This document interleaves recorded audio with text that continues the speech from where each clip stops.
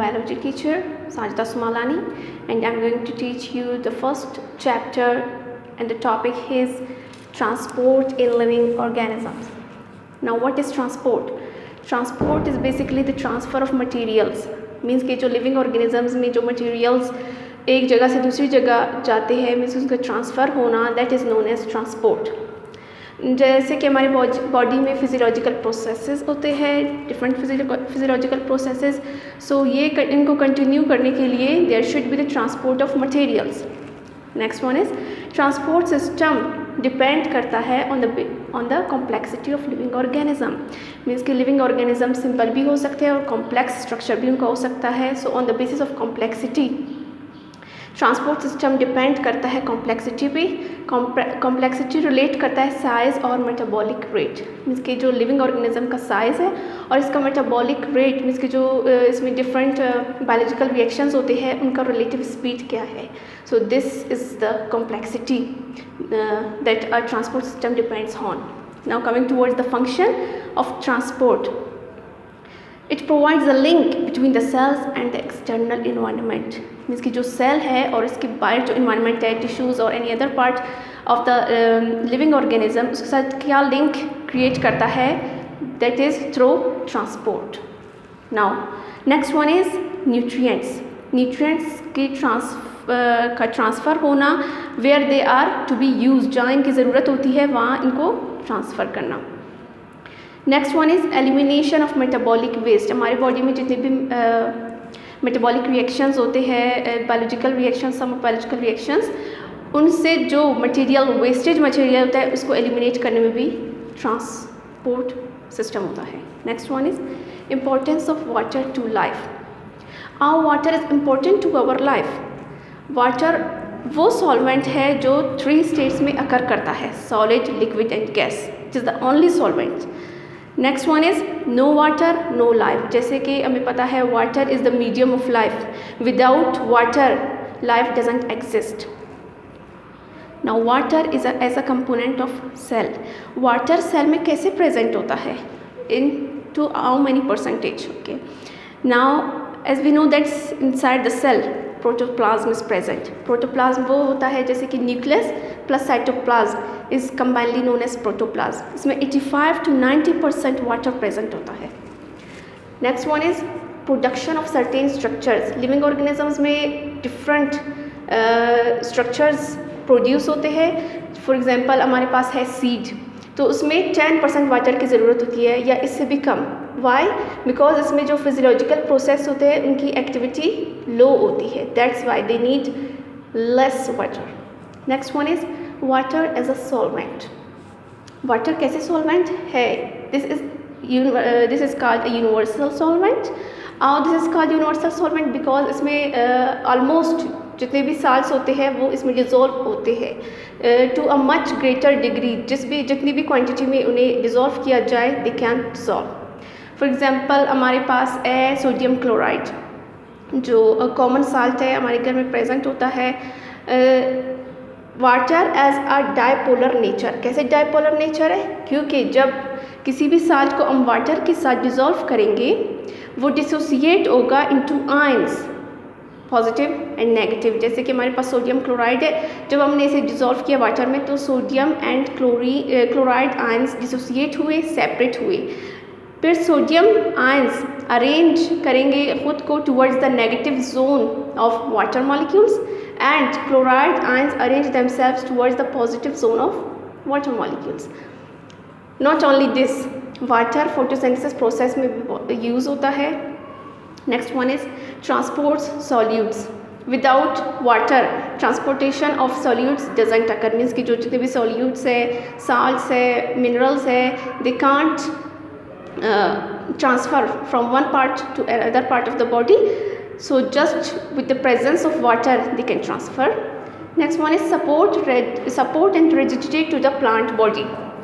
जो प्लांट में water present होगा उसे हम प्रोवाइड करेंगे वाटर, तो उसे सपोर्ट और रिजिडिटी उसका जो पोजीशन है वो इरेक्ट होगा। Next one is water as a metabolite. How water as a metabolite? As I earlier discuss कि मेटाबॉलिक रिएक्शंस जो हमारी बॉडी में होते हैं उनकी परफॉर्मेंस, उनकी बेटर परफॉर्मेंस के लिए water is must. So water होगा तो ये रिएक्शंस अकर करेंगे, otherwise not. Next one is how water is as a metabolite, क्योंकि जितने भी मेटाबॉलिक रिएक्शंस है उसमें वाटर कंज्यूम मीन्स यूज़ भी हो सकता है और produce water molecules. So this is the point that is water as a metabolite. Now coming towards the next topic that is transport of materials across the cell. अब हम आते हैं कि सेल से कैसे ट्रांसपोर्ट होते हैं मटेरियल्स। जैसे कि हमें पता है सेल की जो कवरिंग है that is cell membrane. Cell membrane क्या करती है, it helps to move materials, जो इसके अंदर मटेरियल्स होते हैं, जो साल्ट प्रेजेंट होता है, उसकी transfer from cell to its external environment.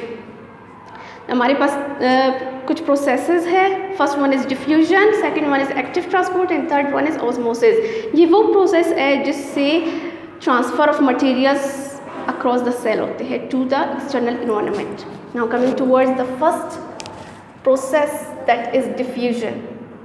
Diffusion में basically क्या होता है, इसमें higher to lower concentration means के आयंस और मॉलिक्यूल्स ट्रांसफ़र होते हैं from higher to lower concentration. Means कि यहाँ पे इनकी क्वांटिटी ज़्यादा है टू द लोअर कंसंट्रेशन। जैसे कि हमारे पास ये डायग्राम बनी है, this is the between the this diagram there is cell membrane present. So there is the transfer of ions और molecules to the lower concentration. अब हम आते हैं कि इसमें फैसिलिटेटेड डिफ्यूजन भी होता है। फैसिलिटेटेड डिफ्यूजन में बेसिकली क्या होता है, इसमें जो सेल मेम्ब्रेन है उसमें कैरियर प्रोटीन्स प्रेजेंट होते हैं और ये ट्रांसपोर्ट का जो काम होता है वो कैरियर प्रोटीन्स ही करते हैं। डिफ्यूजन बेसिकली स्लो प्रोसेस होता है। आओ फॉर एग्जांपल हमारे पास फोटोसिंथेसिस और रेस्पिरेशन का जो प्रोसेस होता है प्लांट्स में, this is the example of diffusion. Now I will give you the common example. जैसे कि हमारे पास पोटेशियम पर मैग्नीट है, अगर मैं इसका एक क्रिस्टल एक बोल ऑफ वाटर में ड्रॉप करूँगी, सो इसका जो पिगमेंट होगा, कलर होगा, वो एक जगह पे इसकी कंसंट्रेशन ज़्यादा होगी।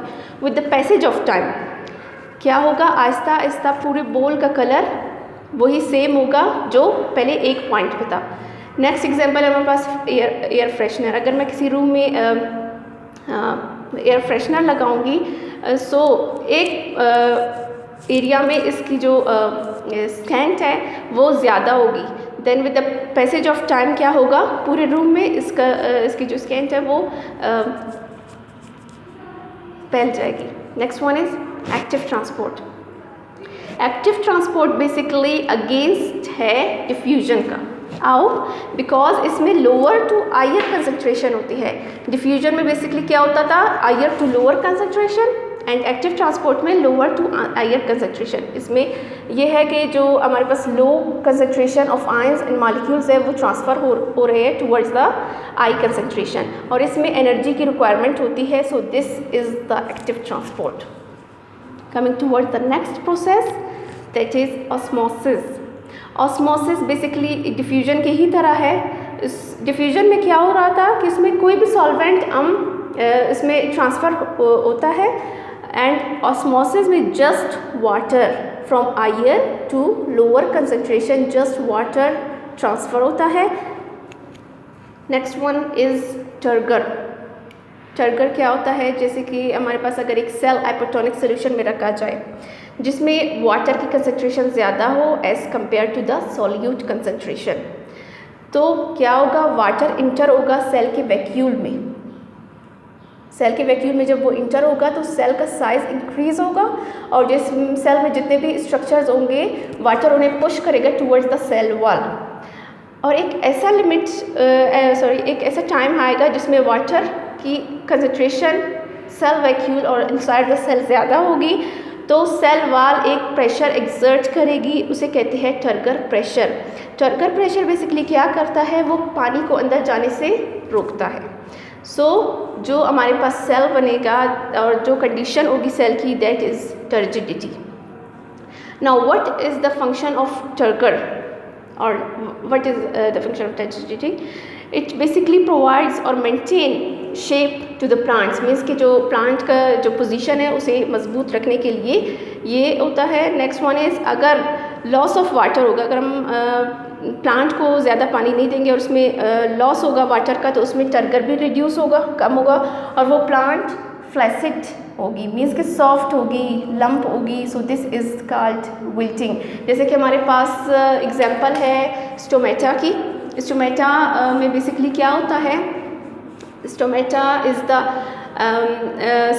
Are the small spores present on the surface of leaves. So उसमें स्टोमेटा 2 गार्ड सेल्स पर मुश्तमिल होता है।